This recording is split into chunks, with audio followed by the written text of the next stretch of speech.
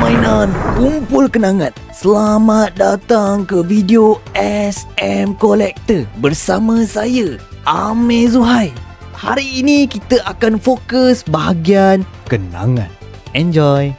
Waduh, kebosanannya.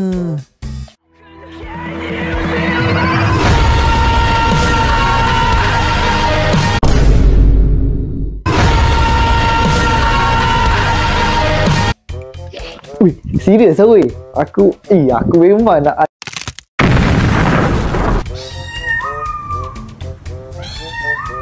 Later.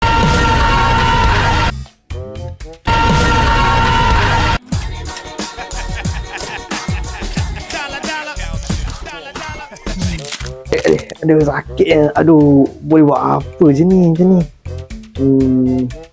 Tengok cerita berbobo je lah. Episod lepas ni jadi apa?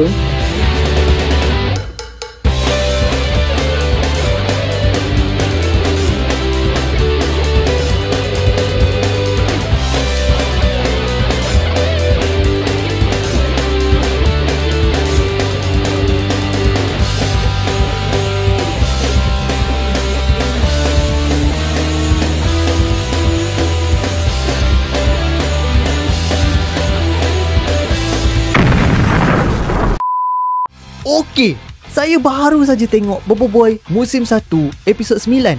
And the first 10 minute of the show memang boring sebab Papa Zola tak reti main dam.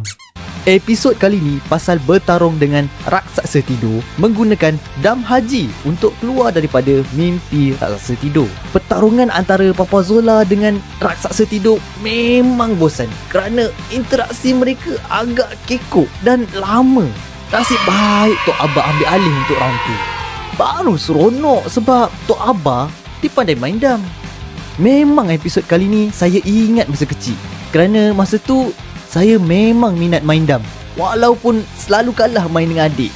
Yang paling saya ingat adalah apabila Adudu naik haji, terus dahi dia kepala bertinggi kalah KLCC.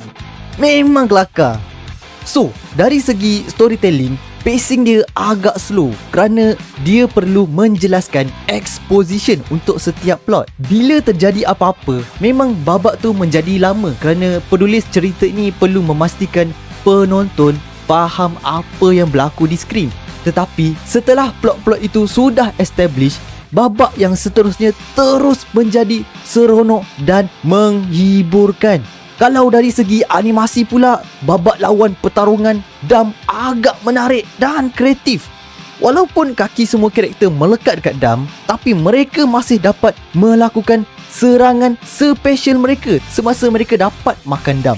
Lepas tu, saya memang tak expect serangan special Tok Abah sebab semuanya bertemakan kampung, macam serangan ayam tambatan dan serangan ayam 3 rasa. Memang kreatif dan menghiburkan. Tetapi apabila babak akhir Bobo Boy lawan raksasa tidur, memang epik. Setelah Bobo Boy angin campak raksasa tidur ke langit, Bobo Boy tanah sambung combo serangan tu dengan menggunakan tanah tinggi bertubi-tubi. Dan akhirnya Bobo Boy kilat, dia bertukar menjadi Bobo Boy Halilintar dan menghabiskan raksasa tidur. Memang gempak habis. So, saya masih terhibur dengan episod kali ni walaupun awal-awal dia boring. Tetapi babak lawan pertengahan dia memang berbalik untuk terus tengok. Saya amat recommend kepada sesiapa yang mahu tengok Tok Abah belasah raksasa tidur. Tontonilah Bobo Boy musim 1 episod 9 di channel Monster Universe. Link ada di description. Ingat ya, jangan jalan tidak tengok jalan.